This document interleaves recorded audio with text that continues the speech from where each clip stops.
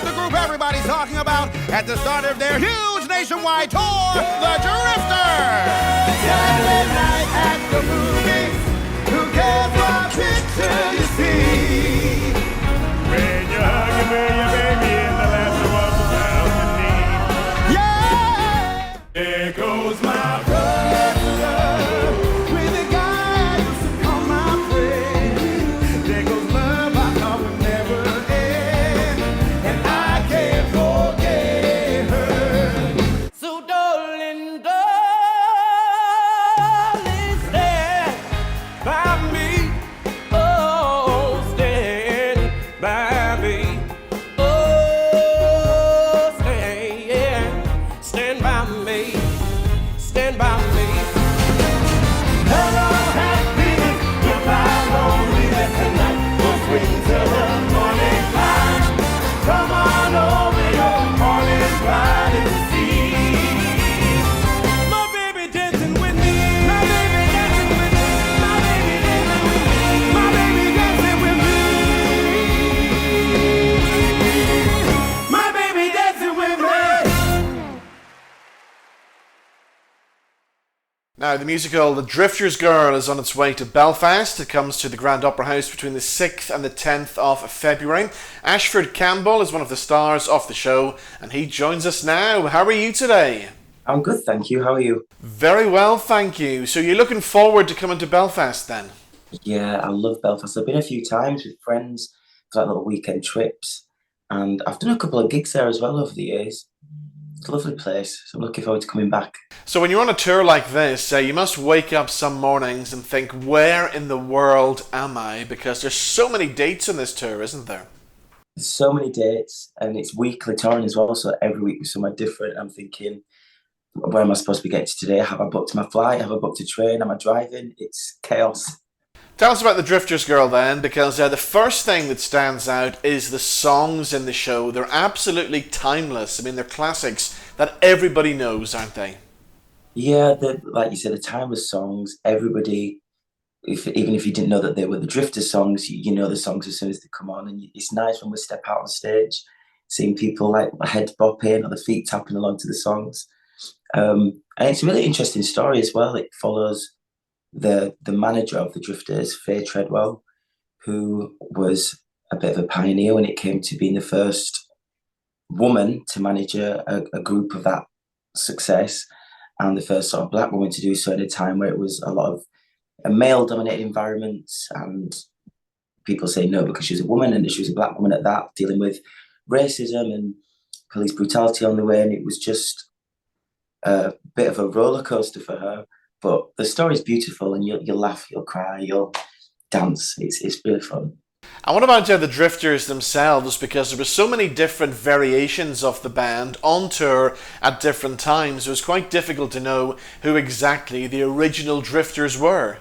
Yeah, very confusing. There were over 60 members over the years. And even people like Benny King, that I didn't actually realise was a Drifter, but just under a different name. I didn't know that either. And you're playing Benny King, aren't you? Yeah, he was Ben Nelson, he was known as when he was in the Drifters, and then he sort of left to do his own thing. So within the show, the four Drifters, we all multi-role play. So trying to take on all of those Drifters in one, just at the change of a hat or the flick of a jacket, it's a challenge. So when it comes to Benny King then, do you get to do the classic song Stand By Me? I do, yes. And that's probably my second favourite moment in the show. Because it's such a good song, everybody knows it. And I just get to stand at a microphone and sing and just enjoy myself. Okay, so if that's your second favourite moment of the show then, what is your favourite moment? I also play Rudy Lewis, who was one of the Drifters, and he was a young, troubled soul. So it's really fun to play his vulnerable side, and he's quite cheeky, but he gets to sing Under the Boardwalk, which I think is one of my favourite Drifter songs. So obviously you come from a music background, but were you listening to the Drifters growing up, or what kind of music influenced you? Yeah, so I was always like Michael Jackson, and my dad and my mum were Whitney, Aretha Franklin, The Temptations, Luther Vandross, Stevie Wonder. So I sort of grew up listening to a lot of the R&B and soul music. And my dad used to sing as well. He still does now and again, but he used to gig and he'd always sing Under the Boardwalk and Saturday Night Movies. So those two songs, I always think of him when I'm singing. And some people will remember you from your boy band days. You were in the X Factor. You were part of the boy band The Risk, weren't you? Yeah, we went long time, 2011 it was. That's scary. 2011, and that was the year that Little Mix won, wasn't it? Yeah. So what's your memories of the X Factor then? Was it all good fun? What was it like? It was crazy. It was like the best and the worst experience. The best, like, you get to just live your dream and sing and go places and be treated really well and get cars pick you up and free clothes. But I guess the downside was it was sort of coming to an age of Twitter and social media, so just trolls and comments, and you feel like you're in this bubble where we're living in a house like 33 of us, and we didn't get to see our families, we didn't really get to talk to them much, so you felt quite isolated, and then you'd read these comments and think that was the end of the world. But it was a great experience. I had a lot of fun with it, and a lot of opportunities arose from it, so I'll always be grateful. So what about being on tour with the Drifters Girl then, with so many dates? I mean, it must be difficult, or do you get used to it after a while?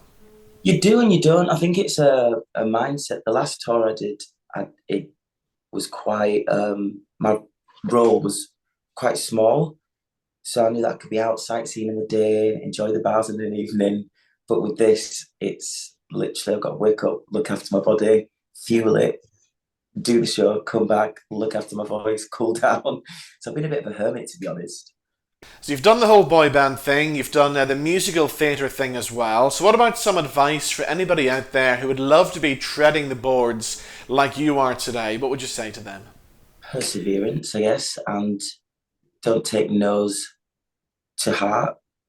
Take advice, because there's going to be a lot of no's. I think for every yes you might get 10 no's.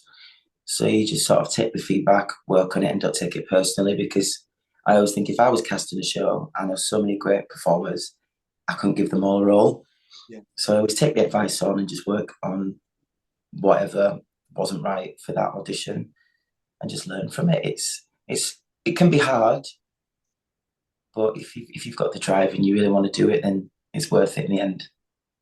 So the Drifters Girl sounds like the ultimate show to be involved in, but are there any other shows or any other parts in the world that you would really love to do? Do you know what? I love 80s pop music, so I would love to do Footloose. I love it, but I don't think it's on anywhere at the minute, so maybe someone can do a little revival and I'll jump in. Well, Ashford, we look forward to seeing you in Belfast. The Drifters Girl is here at the Grand Opera House between the 6th and the 10th of February.